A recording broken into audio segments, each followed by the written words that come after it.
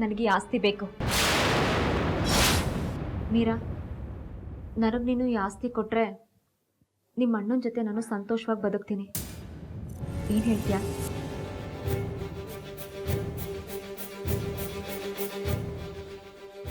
ಇದನ್ನು ನನ್ನ ಸ್ವಾರ್ಥಕ್ಕೋಸ್ಕರ ಕೇಳ್ತಿದ್ದೀನಿ ಅಂತ ಅನ್ಕೋಬೇಡ. ನನ್ನ ಜೀವನಕ್ಕೋಸ್ಕರ ಕೇಳ್ತಿದ್ದೀನಿ.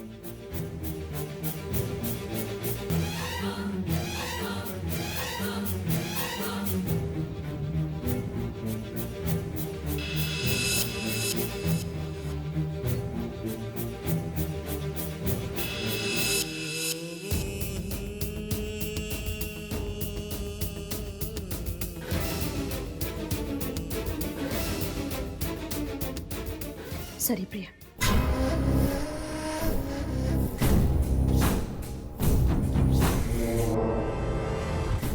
ನಾನಂತೂ ಸಂತೋಷವಾಗಿ ಬದುಕೋಕ್ಕಾಗಲ್ಲ. ಈಗ ತಾನೇ ಹೊಸ ಜೀವನ ಶುರು ಮಾಡ್ತಾ ಇರು. ನನ್ನ ಅಣ್ಣ ಆದರೂ ಸಂತೋಷವಾಗಿ ಬದುಕಲಿ.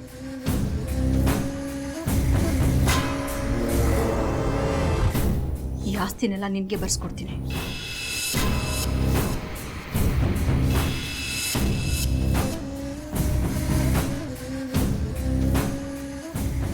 Thank you Meera, thank you so much.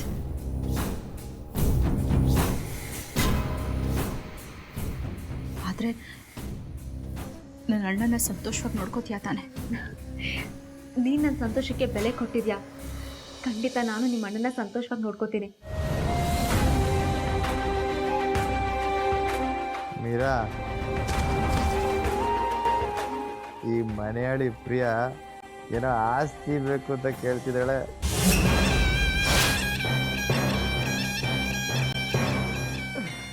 ಯಾವ ಆಸ್ತಿ?